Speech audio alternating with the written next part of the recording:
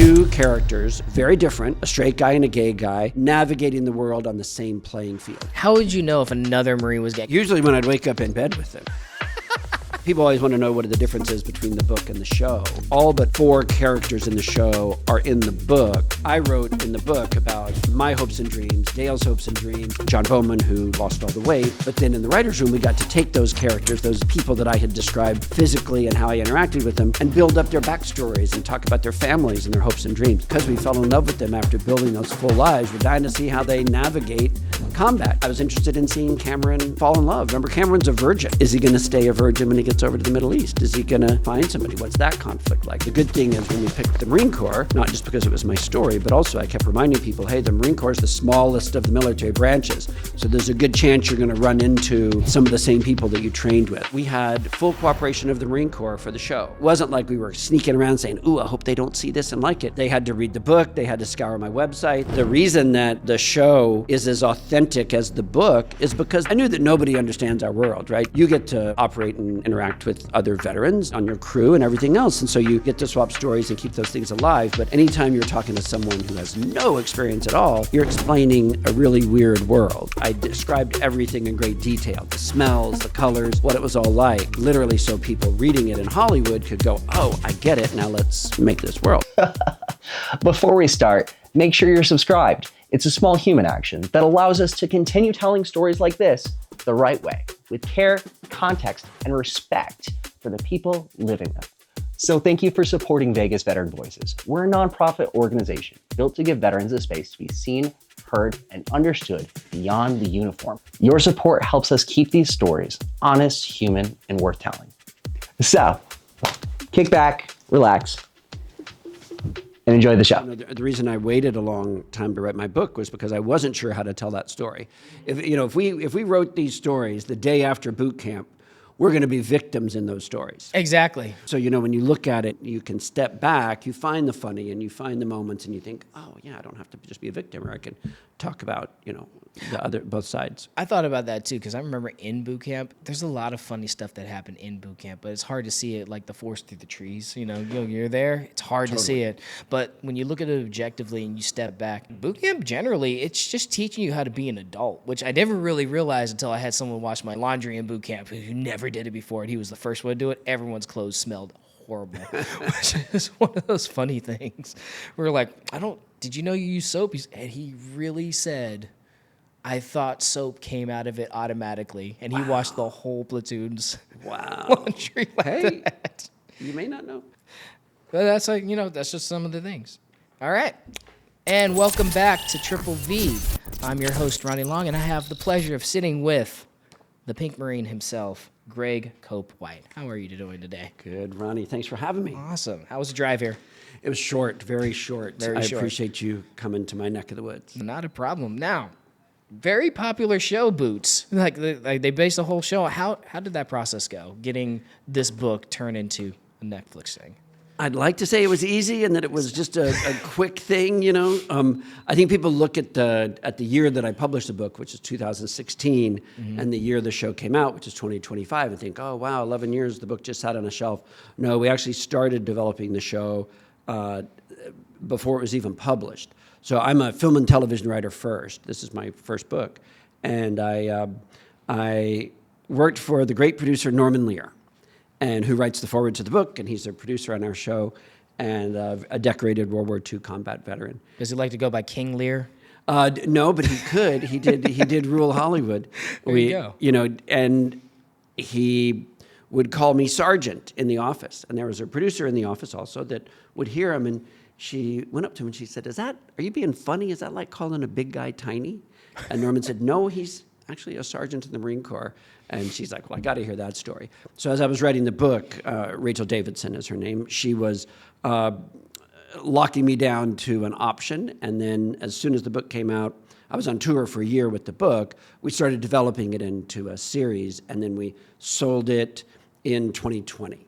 And then COVID was happening, so our writer's room was virtual, and there were 1,000 steps in between that process. I'm talking about a lot of those steps in my next book. In the next book, talk about the steps of getting the book into a show? Yes. Oh, awesome.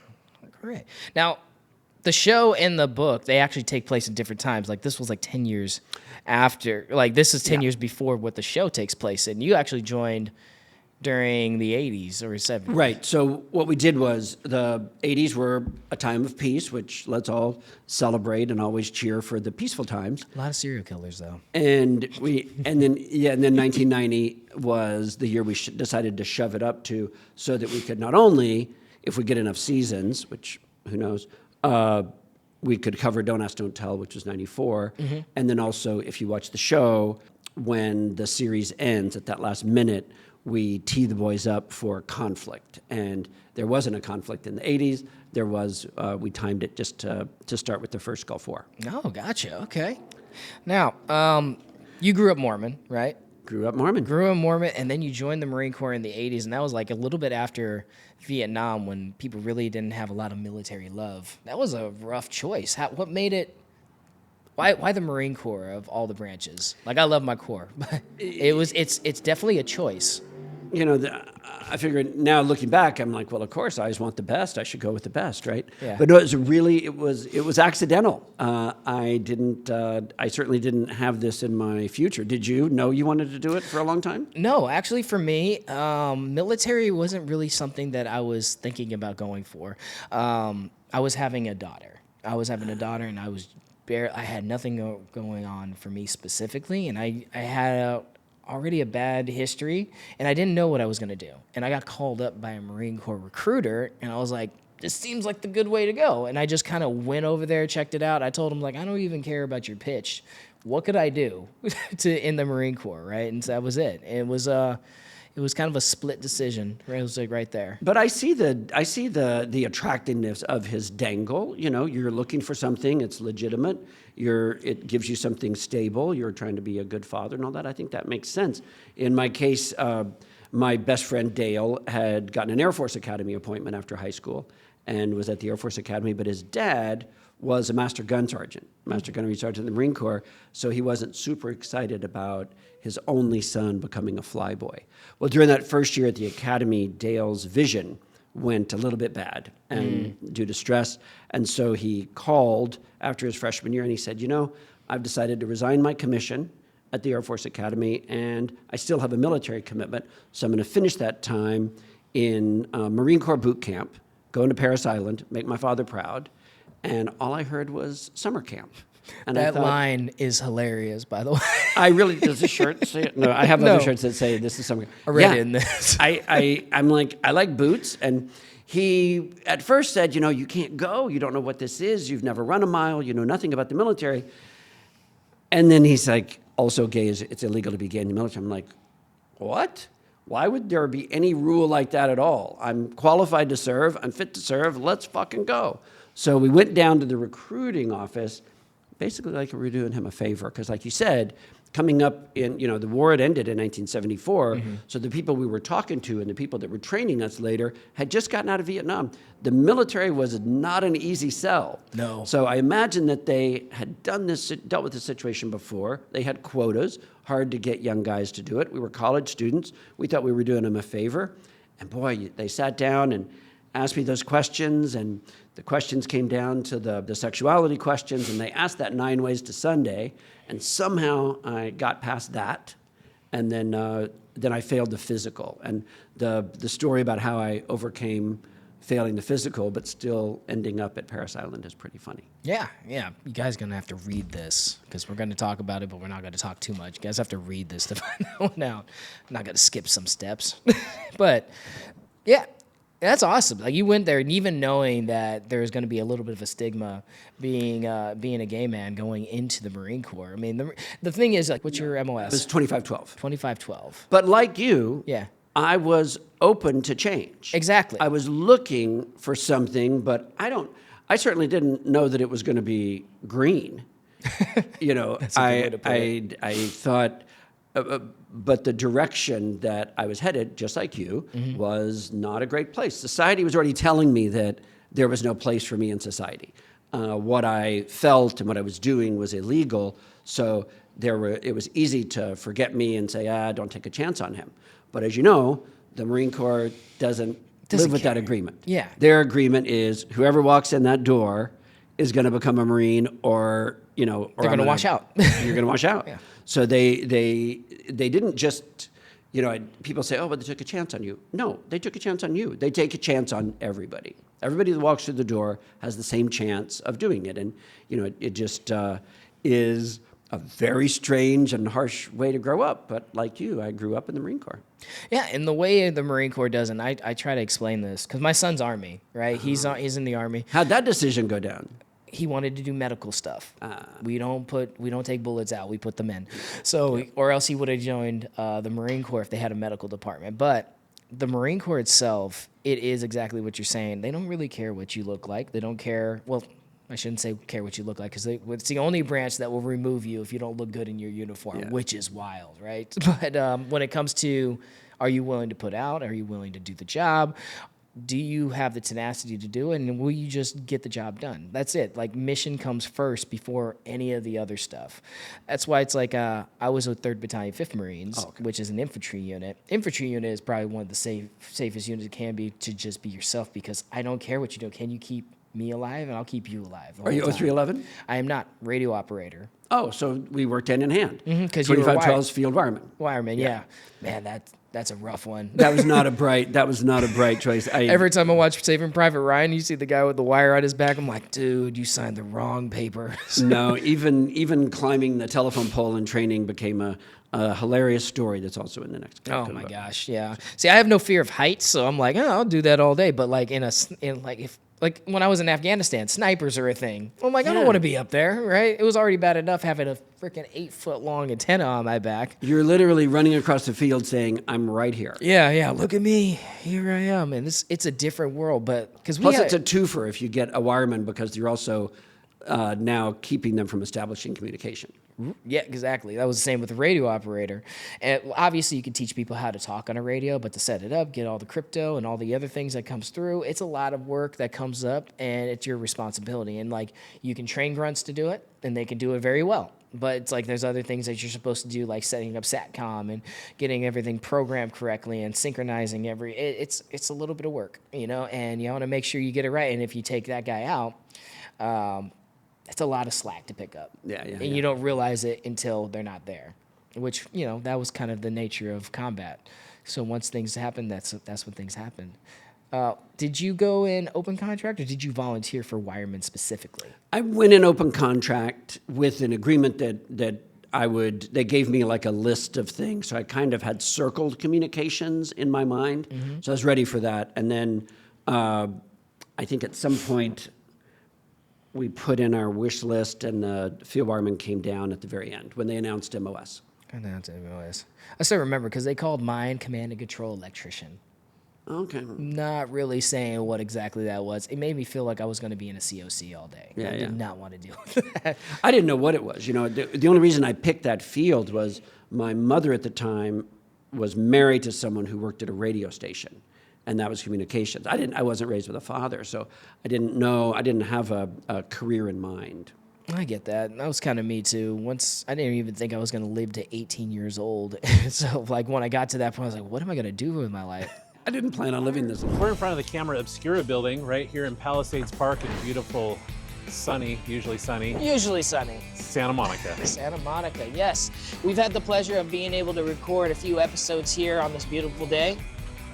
As you can tell, people run right in front of it. They don't care at all. It's like California driving in real time. Can you tell them the history about this place? Camera Obscura is only one of 4 in the world. This one was originally installed down kind of where the pier is now. This predates the Santa Monica Pier, 1898. People could pay a dime, come in and see the landscape portrayed from a prism down onto a flat surface. This is the image projection surface, and as the camera turns, it actually flips the image around. You can see it turning right up there. It's actually turning the lens, and nobody can actually tell that we're doing it from the outside. But I'll turn off this light, so you're looking at the building over across the street on Ocean Avenue. There's the beach. Let's pause there for a second. I love that the table kind of moves around so that you can get your exact perspective. When are they going to open it?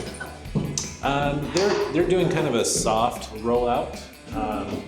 doing more and more events. But the city has plans for all kinds of great activities here. Right now we host artists in residency inside. The community or visitors can come by and get demonstrations and lecture series in there, but a lot of other great things are going to be planned for the Camera Obscura in the months and years to come. Awesome. It's a historic place. It's like walking through a Jerry Lewis movie. It's really nice. I really do appreciate you letting us come through. Well, on behalf of the Santa Monica History Museum, we appreciate having you here. Awesome. Thank you very much. Thank you. All right, guys, back to the episode. Did some press in Atlanta with Sue Fulton that wrote Don't Ask, Don't Tell, and then wrote the repeal to Don't Ask, Don't Tell, and she was the first same-sex marriage at the West Point Chapel. She came up after the show, and she was telling a bunch of the actors that were with me the old joke, what do you call a top in the Marine Corps? And somebody said, first sergeant. She goes, no, you're kidding. There are no tops in the Marine Corps. So there was that joke. What's the old joke? Marines their feet hit the chandelier before the lights go out. There's that. Things like that. I like how she wrote Don't Ask, Don't Tell. That makes it even better. And then tore it apart. She's She like, had to I'm write just, it I'm and just unwrite it. fucking shit up. Yeah. I like her. She wrote it with Clinton and then unwrote it with Obama. She's still in D.C. Man, but- that's funny. Yeah. And with that, we're back. Welcome back, guys. All right. So, being a gay man in the Marine Corps, how did you know? How would you know if another Marine was gay? Because it was definitely a hard thing to get. You couldn't talk about it, right? So, what was a tell? Usually when I'd wake up in bed with him, that was kind of the first Number one, indication. right? I'm like, You're like, whoa, I think this man is gay. what are you doing in here? I don't know what it's like now. Mm-hmm. Oh, you know what? I can tell you a story about what it's like now, but I can that a friend of mine Is it told the me. type of vapes they're smoking? Because that's all they smoke nowadays. You know, when we were looking at the show, at developing the show, the book and the show, Norman actually called me one day. We started writing the script and doing a direct adaptation, and he said, "What if we switched it to modern day?" A lot of times in Hollywood, you get pushback on a period piece. Yeah, of course. So we're asking for, a 2025 audience to sign on to a 1990 world, even though when you read the book and watch the show, there's really nothing in there that screams time period to you. It can be any time. Yeah, when you're in boot camp, it's like frozen in time. It's almost. Vegas. There's Yeah. no time, no light, no windows. So the Norman said, "What if we set it in modern time?" And I said, "Well, wouldn't the conceit be over because it's legal?" And he said, I'll never forget, he said, "Yeah, it's legal, but is it cool?" And that sent my mind spinning. And I thought, you know what? You're out and you're free to be yourself, but that's just you. You're dealing with, if you're training or in your unit, dozens of other guys that it may not be cool with. But on paper, it's cool. So how do you navigate that? Back in my day when it was illegal, there was a witch hunt going on. They were looking for people and looking for clues. So it wasn't that you were afraid of being vulnerable with someone because they might reject you for how you felt. Yeah, it's literally the illegalness. You're worried though that you're going to get kicked out. I think the order of anxiety goes with, am I going to get beaten up, then thrown in jail, and then gone through, put through a trial and kicked out. So all those things. So you really do keep it locked up as much as possible. And plus, as we talked about at the beginning, I didn't go in to date. I wasn't going in to change my romantic life. And like you see in the show and like you see in the book, I was good with it. I was totally good with being gay. I wasn't going in to ungay myself. I wasn't going in to straighten myself out. I was going in to see where my place was in the world and take my place in the world. So the idea of ever opening up to someone was really scary because I didn't want to see this wonderful thing that was happening to me. I didn't want to see it end. Yeah, of course, because you're there for the mission. Whatever the mission was for your life, a new transformation when it came to that. It had nothing to do with your orientation. And plus, boot camp's a little different than being out in the fleet, of course. Of course, fleet's way different. Because in the fleet, you're relaxed, you're able to talk and have longer conversations, go out with somebody, have a couple of beers. In boot camp, it's that pressure cooker. Mm-hmm. And so it's not a lot of time to explore interpersonal relationships. You're not exactly sharing hopes and dreams. Yeah, in a weird way, that was the peaceful part. I just had to wake up and do what I was told. for boot camp until I was done. You know, when they named me scribe, I thought, ugh, Yeah, that's that is all I rough. need is extra duty. Yeah. I was glad to have it because it kind of gave me a bird's eye view that helped me understand things a little bit better, you know? At least you weren't the house mouse. That I feel bad for the house mouse. Yeah. Gosh, that would have been rough. So, yeah, Fleet would be different because I know when it came to garrison life is where it's a lot more rough for people who have anything that's different. Because I know in combat, like we were just discussing, they don't care. Can you pull a trigger and keep me alive? Right. That's You have all my that back? matters, Yeah. right? End of That's story. but when you're in Garrison Marine Corps is a rough Marine Corps. It's very strict, and people are always watching. That's why when I found out my son was going to D.C., I'm like, oh, you're going to be under the microscope all the time. As a gay man in Garrison Marine Corps, like, you'd have to go to the balls and the mass and different things that come with that. And a lot of times they expect you to come with a date. Did you have? And I heard a term that's like a beard or something like that. Did you have one? Sure, always. I always had a beard, you know, and I had a beard going for all of my young life. I came close to getting married twice. I talk about it in the book. And one of the reasons that I decided not to extend my contract once my initial 6-year enlistment was up, the reason I didn't enlist was because at that point, I respected my fellow Marines too much to continue changing those pronouns. You know, you come in off the weekend, the first thing you're going to do is talk to your guys, and everybody's going to swap stories. Mm-hmm. Who did what? Who did they go to bed with? Who did they do this? And I was doing the same thing, but I had to switch the pronouns and change the he's to she's and the hims to hers, just to make that Monday morning chatter flow smoothly and not become a train wreck. You say I was married, and so that made life a little bit easier for me because like I didn't have to. I should have invented a wife. Should have invented a wife? Yeah, you know that. I'll tell you right now, a lot of Marines get married for absolutely no reason. They don't even know who that woman is. They're just like, I need to get out of the barracks. Yeah. I can't believe how many people got married just to get out of those barracks. That's cold. Yeah, because it's the field day inspection. It's wild. So I can't imagine like 90. Oh, well, let's see. Back in the 80s, that field day was probably pretty rough too. So. But you know, speaking of getting out of the barracks and Mormonism, you bring up that makes me think of, you know, when I went in, I'd already left the church. Yeah. But you're in there in boot camp, and the drill instructors came in one day and said, you know, it's Sunday, you get to go to church. If anybody has any freak religions, raise your hand. And they're like, freak religions. Is Mormonism considered Mormon, Jewish, anything that wasn't, I guess that the church we went to was kind of fundamentalist, I guess. It was kind of weird. Like just the kind of military Pentecostal a church, little bit. especially for like boot camp, it was just like, we're just kind of like sprinkling everything, right? Exactly. It was in a tent. It was serving revival. Yeah, pretty much. So I raised my hand and I said, well, I'm a Mormon, because I figured it was going to get me out of there. So sure enough, I got to hightail it. I walked all by myself across the base at Parris Island, which you never get to do, and got to church. And I came back, and Dale came running up to me. How was it? What was it like being away? What was it like? What was there? And when I told him that there were girls at the Mormon church, the next Sunday, he raised his hand, and he said, this recruit's a Mormon too. And he started going to church with me. And as you know from the book, by the end of boot camp, he was baptized a Mormon. He was only baptized because they said, son, if you're baptized a Mormon, you will get out of training for half a day. And he's like, dunk me. And he left, you know, soon after. But yeah, oh my gosh. Well, I had seen a girl. How desperate were you to see a girl in boot camp? For me, not really. You were already married? I was committed with we weren't married yet. Okay. We got married after Afghanistan, and but I was fully committed to her completely. So never really desperate. I was more desperate to see my kids. My daughter was born day 3 of boot camp. Oh man. Yeah, like it's in my book. Well, I'm supposed to put that in. My editor told me to put it in, but.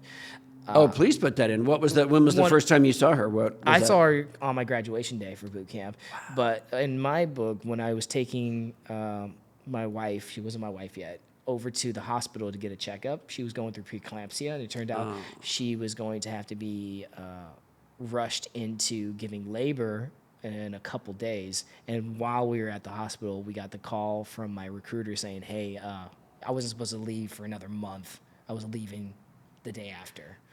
and I was leaving for boot camp, and that was one of those hardcore decisions. I was like, I really have to, because unless I'm in the bus, I still opt out. You had the chance to opt out. Yeah. Yeah. That reminds me of the actor in the show that plays one of the Bowman brothers. Blake plays the one that's in the book, the one that lost the weight. And when he got the job, he'd also gotten The Voice for NBC, and he had to choose between doing The Voice and doing our show, and he chose our show. Hey, that is awesome. It shows that the project is worth going into, because he could have just done The Voice, but when you believe in something, you want to go for it. Yeah, it was wild having, having my story become so popular. I mean, I'm talking early on, not now that it's out. That's even crazier. But the feeding frenzy in Hollywood when the script was released, just every actor in town and every writer wanted on it, and I just thought, wow, this is incredible. You never think that what you have is valuable, I suppose. I think that's what scares me, because I didn't ever wanted to write my book. Never did. A friend of mine, I remember I encouraged her to start her own business, and she was like, I want a book to promote. I was like, cool. I want you to write your story. I'm like, why? So I was like, I already told you all my stories. She's like, everyone needs to hear these stories. I'm like, I don't know about that one. But I'm worried, like, it goes out there and people realize how crazy I actually am sometimes, and some of the life choices that I've made and the things that came about of it. Like, who does it help, and who does it value, and who does it actually appreciate? And that's not for me to decide, because someone could read it. Like, someone reads this book and they realize, like, maybe You can do anything. They can do anything they want. It doesn't matter what hiccups you have in your life or what obstacles are there. Are you willing to jump over it? But I think for the first person it helps us is ourselves. So, when she gave you that challenge, which you've been challenged before, you probably weren't afraid to take the challenge, except for, I'm going to put this out there, and are people going to judge me? Are people going to think less of me because I've done this crazy stuff? No, they're probably going to think more of you, because first off, That's also scary. 85% of people believe they have a book in them. And then it goes down so low that only 3% ever finish that book. Oh, we're Marines. We do the 3% all the time. There you So go. I get it. Yeah. That's probably why. We only have 3% of our brain cells left, so we might as well use it. Exactly. Oh, that was actually an interesting conversation I had with someone, because only 3% of us go into combat as Marines, because everyone thinks Marine Corps, we're all riflemen, but not all of us go to combat. And when you think about the 3% that actually go into combat, it's a different way of thinking. And so I had a Mormon guy in my platoon when I was in Afghanistan. I read in your book, you were like, because you were doing the rifle training. Funny part, by the way, just getting used to firing the M16, that is a humbling experience, especially when you're like a short guy like I am. You're like, what is this cannon? Had you fired a rifle before? A rifle before? No. I never fired a rifle before. I shot a pistol before, but not a rifle. So that was my first experience with that. And yeah, and I remember he said almost the same thing. He never wanted to kill anybody, but he chose to be a 0311 and then volunteered to go to Afghanistan. I was like, There might be some killing there. It was really easy to avoid all of it by just shutting your mouth. That's all you had to do. But like, I remember after like 2 months, because we became combat ineffective within like the first month because of all the casualties, he changed that switch real quick. He was like, I don't mind fighting as long as everyone is getting home. Like, that was the whole purpose. You realize the mission's the most important thing, and it's different, because it is a conflicting belief when you're a Mormon going into a physical combat zone, and I can imagine that's a different thing. I think everybody brings in their personal beliefs and hopes and dreams and desires into any situation we go into, right? You walked into this with something, but then when you're in it, you have to navigate it and be ready to adapt and overcome for anything that you have. So, we can certainly have preconceived ideas of what our military life's going to be like, what our day in combat's going to be, what our day in training is going to be like. But that's the same as someone that works at a bank. You think you know what your day is going to be like. No. You have to be ready to pivot. That's so funny, because I used to pick up money for banks to the armored car guy. Yeah, it was never predictable. I'd show up and they had no idea what was going on. So I'm like, oh my gosh. Is that why you'd fired a pistol before? No, that was after the Marine Corps. That was the first job I did when I got out. Not really sure why that was the first place I went, but I was like, Las Vegas, let's move money. That was choice for choice. Well, you're probably armed, and that helped that you were already. I like the rated and idea checked of out. being on the move. Nice. I needed carrying one. cash and on the move. Yeah, I remember I had $15 million in the back, and I had to wait, so I just like took a nap. Did you ever think about it, doing a runner? Taking the money and running with Yeah. it. Everyone thinks about it, and let me tell you, some of those casinos, they forget to seal the bags up, and then they're like, you're not allowed to seal the bag. I'm like, come on, you left $2 million open. You're trying to trap me real quick. I closed a lot of those bags for those guys. I never took anything, but it was there. He wants to go on the record that he never took anything. I never took anyone. We had one guy who took something, not while I was in. What happened? He disappeared. Wow. But it was like $10,000. What the fuck?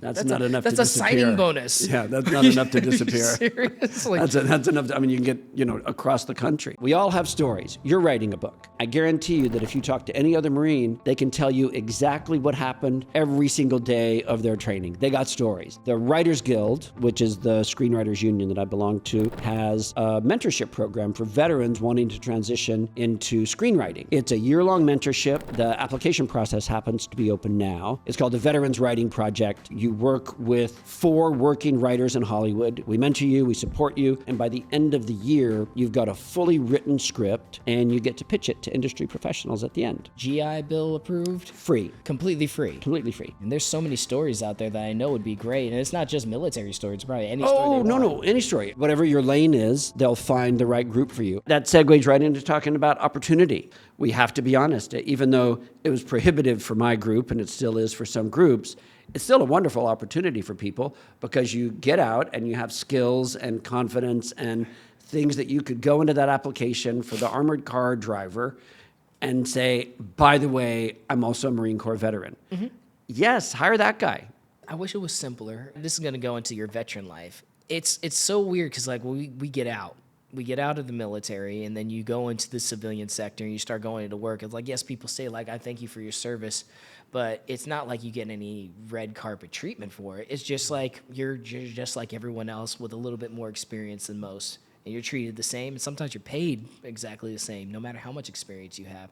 What was that experience like for you as leaving, because you went 6 years and then you got out, and what was the first thing that you got into? I was planning on moving to New York already and beginning writing and studying acting. So I knew that was what I wanted to do.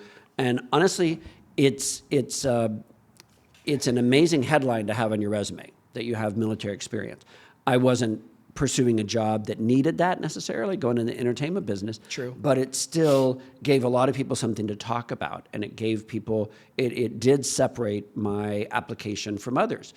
I talk about it a lot. If you've seen other chances that I've had to, anytime I have to talk about it, I will always say hire a veteran because we do have extra stuff on our resume. We've been through some things. We look at it this way. As soon as you walked into the military, your worldview expanded. Yes. And you're 18, 19 years old, you get this expanded worldview that other 18 and 19-year-olds aren't getting. So I want somebody that has a lot of experience and a lot of different ways to look, and they've had a lot of different looks at society from all different sides. Show me that guy, give me that guy, and plus show me somebody who has a work ethic, who's used to delivering under deadlines and on time and under pressure. That's what I want. College students are great, and they certainly have a role to fill, but sometimes I feel that veterans are marginalized and almost that it's they're coming in with a weight on their back instead of a nice platform to stand on. Yeah. Exactly. I like to look at it as a platform to stand on. They have more to offer. Not that they're better than other people, but they do have a little bit different expanded worldview and experience to offer. So hire a veteran. Yeah, I agree with that one because when we get out, we have the tenacity and the audacity to really work. I love the word audacity because it kind of fits into what we do. And as a Marine, you already know, we'll work 16-hour days just because like it's what needs to happen. We need to get the job done. Sometimes civilian employers abuse that a little bit. You get the new guy who comes in. We don't have a paycheck. We had a salary when we were in the military, so we didn't realize the $10 an hour for 16-hour days is it's almost employee abuse, and like we don't realize it because we're just done here, and then we're irritated with people who don't want to work as hard as us, and they'll hire you for that, and you get a tax break. We'll talk about that one later. But yeah, that was a problem for me. I kept doing a lot of these minimum wage jobs and just working my ass off to the point where I was exhausted, and it's because it's there. It's like ingrained into us to be that way. And understanding and finding people that actually appreciate that and nurture it instead of abusing it is a difficult thing on this side of the wire. Exactly. You know, you can't. There are veterans that go from commanding 1,000 troops to sweeping floors or doing something because maybe the experience doesn't seem to be directly done. But I think it is up to us to lead with that headline and let people know that we are not only used to showing up and suiting up and showing up, that we're going to continue to do that for that new organization. Absolutely.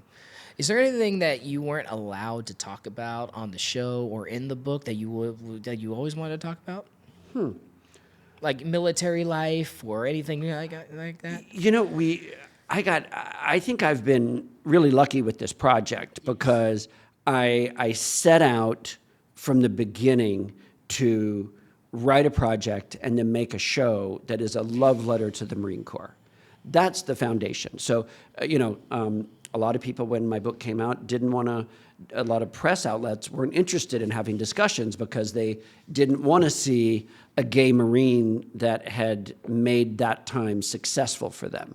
They wanted to see somebody that was a victim and was hard to, and those stories are awful and they're out there. And I tell those stories, but it's not my story. Yeah. So I to answer your question, I was so supported by the original mission, knowing that I was going to show the military and for its scars and everything else, but also cherish it for what it did for me and to honor my best friend that took the biggest chance. He had as much to lose as I did. If they found out that he was complicit, knowing that I was gay when I enlisted, fraudulently enlisted, he's out too. So he never argued. As a matter of fact, he gained 18 pounds helping me gain weight to pass the physical to get in. He never once held that over my head. He went in fat and still graduated honor man. And just in case anybody cares, we're still best friends to this day. He lives here in Southern California. We either talk or see each other every day. I'm the godfather to his 3 wonderful daughters. And I think we just celebrated our 52nd year last year. But to your point, the military also, we had full cooperation of the Marine Corps for the show. So it wasn't like we were sneaking around saying, ooh, I hope they don't see this and like it. No, we had full cooperation. That is awesome because that's not a normal thing. And so having that is... They had to read the book. They had to scour my website. They had to, and it was nerve-wracking when I saw, the Department of Defense all over my website. I'm thinking, God, please, let them not think we can't do this. But no, they signed on. And, the reason that the show is as authentic as the book is because that's what people wanted to do. And because I'm a screenwriter, I wrote the book as a roadmap for a show. I knew that nobody understands our world, right? You get to operate and interact with other veterans and on your crew and everything else. And so you get to swap stories and keep those things alive. But anytime you're talking to someone who has no experience at all, you're explaining a really weird world that they really can't understand. So I described everything in great detail, the smells, the colors, what it was all like, literally so people reading it in Hollywood could go, oh, I get it, now let's make this world. And then when our set designer went to Paris Island to tour it, they gave her a set of blueprints. So she came back to production in New Orleans and reconstructed my squad bay to exactly as it was. Every light switch, every pipe, every electrical outlet, and then where Cameron and Ray, the characters based on Dale and I, stand in line in the squad bay is exactly where Dale and I stood. And that authenticity wasn't just wanted by the production designers. We had 2 other Marine writers on the show. I wasn't the only writer in the writer's room that had military experience. Our writer's assistant was a Air Force veteran, and then 2 Marines. And then every day on set, we had 3 Marine Corps military advisors. So you guys had the whole backing of it. That's awesome. If there's something, I didn't want the chatter about the show to be about, ooh, that's not the way we did it. Nobody can say I that. still do that. I do watching something, and it's rough sometimes. You're like, oh, that's not right. My favorite thing is when they'll have an actor show up in like his dress uniform and scruff. I'm like, what are you doing? Yeah, I know. You ever seen that show Love, Death, Robots? I haven't, but it sounds interesting. It's I'm an gonna have to go interesting. check it So out. it's like directors and writers. They have like 15 minutes to make a whole story, like a movie, right? There's several that have to do with the Marine Corps, but it's all sci-fi related. They have this one called Shifters. It has to do with werewolves, right? Because of course, where else would devil dogs be but werewolves in the Marine Corps, right? Right. And I'm watching it. I'm like, this guy was not in the Marine Corps, but he definitely knows a Marine because the werewolves are walking around barefoot and their boots are still bloused. I'm like, this guy knew a first sergeant, 100%, because someone's like, I don't care if you're not wearing shoes. You're gonna blouse those You're blousing those other. I was like, oh my gosh. But yeah, every time you see something Marine Corps related, you just watch it. You're like, oh my gosh, this is wild. No, I did not want to have the chatter be about inauthenticity because we were so careful. And again, so many people were excited to be authentic and make it real. Yeah, very good, very good.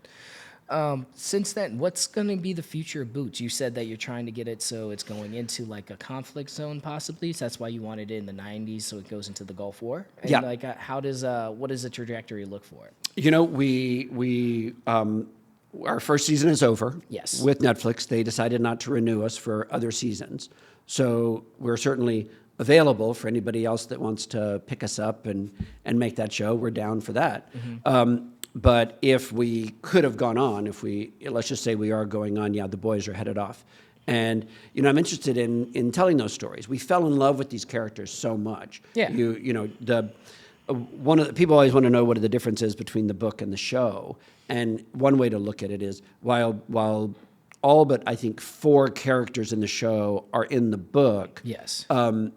You remember from your bootcamp experience, you don't really interact and share deep thoughts with too many of your fellow recruits. Too busy. So I wrote in the book about my hopes and dreams, Dale's hopes and dreams, and the few people that I shared with, like John Bowman, who lost all the weight, played by Blake Burt, and Slovacek, the guy that chose boot camp over prison, things like that. But then in the writer's room, we got to take those characters, those people that I had described physically and how I interacted with them, and build up their backstories and talk about their families and their hopes and dreams. So because we fell in love with them after building those full lives, we're dying to see how they navigate combat. I was interested in seeing Cameron fall in love. Remember, Cameron's a virgin. So he's in the show, and is he going to stay a virgin when he gets over to the Middle East? Is he gonna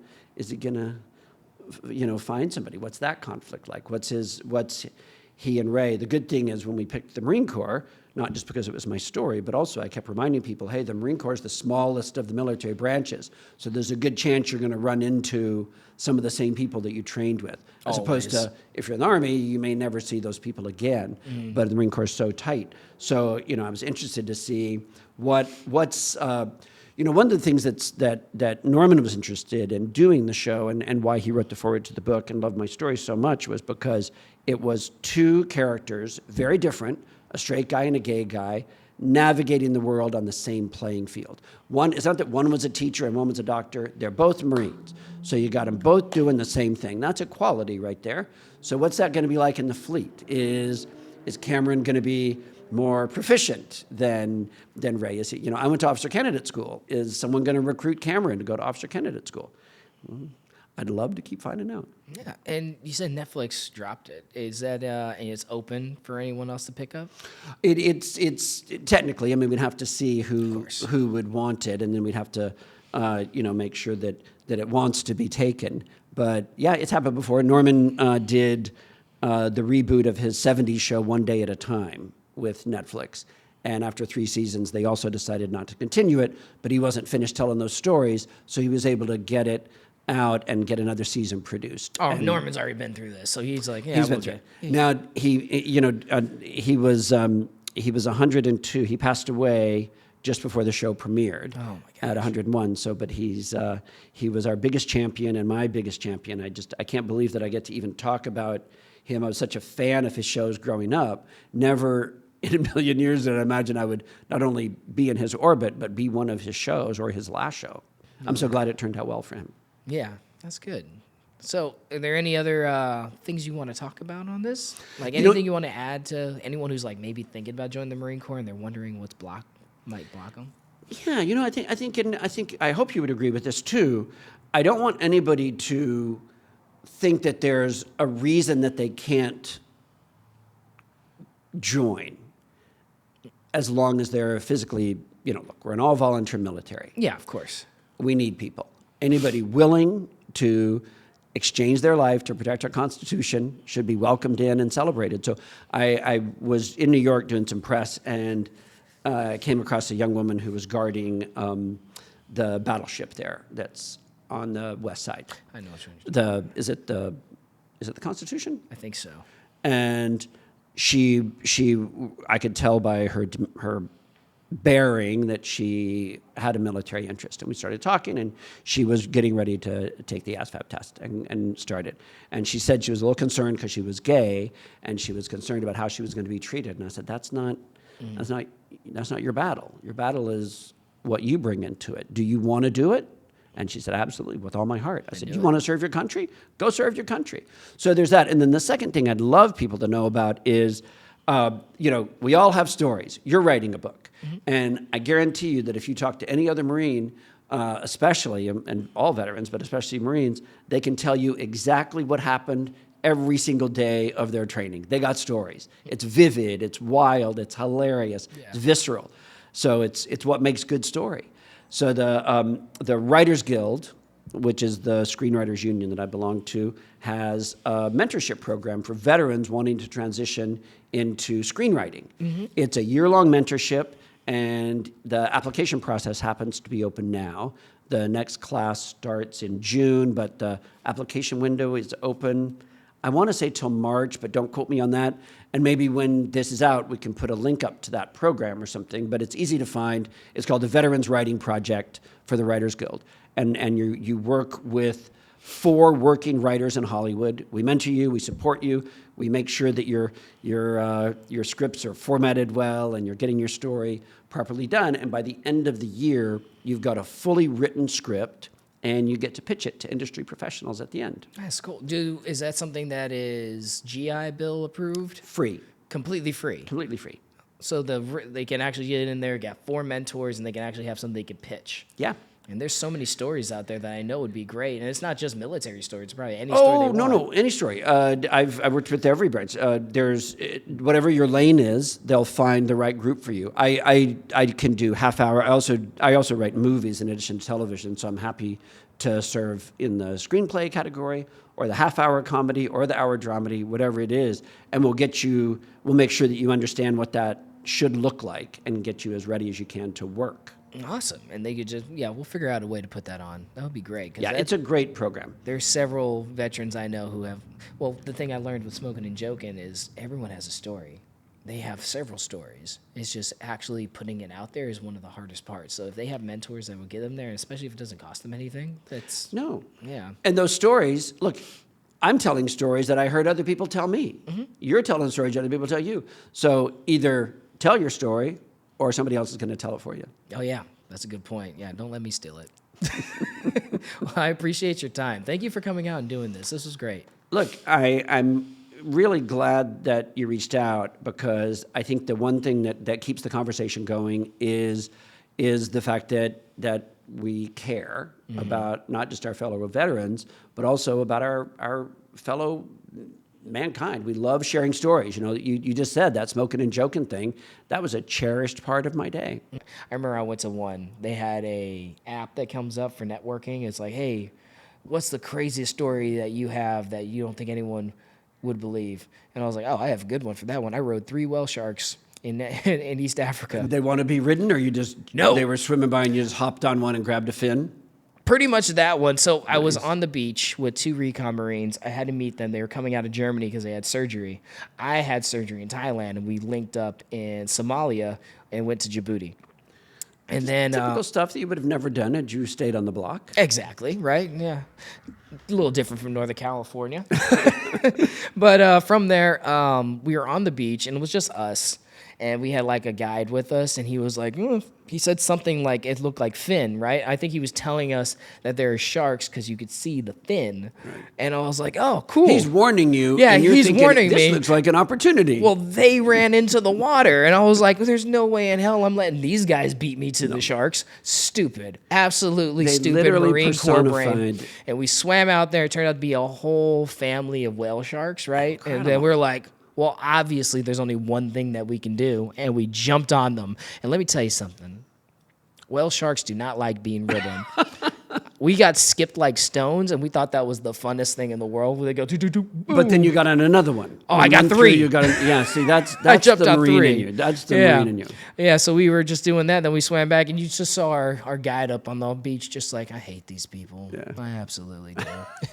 I wonder if you were the first people that had decided to run towards danger when he told you to run away. Possibly. I don't know. We were in the Horn of Africa, and it gets lively over there. Like with Somalia, Djibouti, that's where Black Hawk Down happened. I think it's on the do not visit list right now. Oh, that's sad. Those people are so fun. They're like, Africa in general is a fun place. Have you been? I've never been. I've only been, the furthest in that area I've been was Turkey. So Turkey? Yeah. Good coffee. We had Turkish coffee this morning. That was good. But like when I went to Africa, like it's crazy because like you think of America and you think of the different states, and the states are different. But in Africa, it's a continent. People always forget Africa's not a country, it's a continent. And literally when you cross that line, you're in a whole different country with different customs and different religions. Every and time you different cross a things. line. Every time you cross, yeah. And it's like you're experiencing a whole new culture just by moving across just like a few hundred miles or something. Yeah. It's pretty good. Yeah. So when I went to Djibouti and Somalia, they're very different, even though they're right next to each other. No, I'd love to see it. Yeah, and I know like Morocco's in my future, Egypt's in my future, and I want to go to South Africa personally. But yeah, There's a couple. I've explored a couple of films that were South African stories. There's a great about a teenager that ran barefoot whenever in a marathon when everybody else had shoes on, and he was just a teenager. That's a great story. I still have that somewhere. I have a friend who does that. Yeah, I have a friend who does marathons barefoot. He got Nike swishes tattooed on his feet. Now they pay him for it now. Right. Yeah, once he found that out. Yeah. Yeah. Thank you again. So thank you for having it. Absolutely. All right. And with that,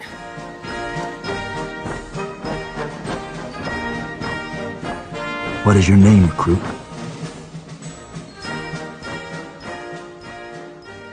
Take us home, Honor Man. Forward! March! Ready! Front!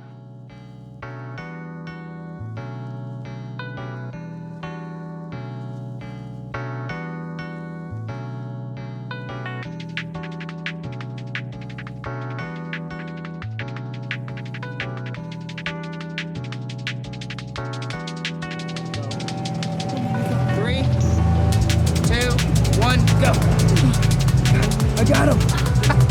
Hold on. Don't fall. Don't fall. They're an exorcism up there.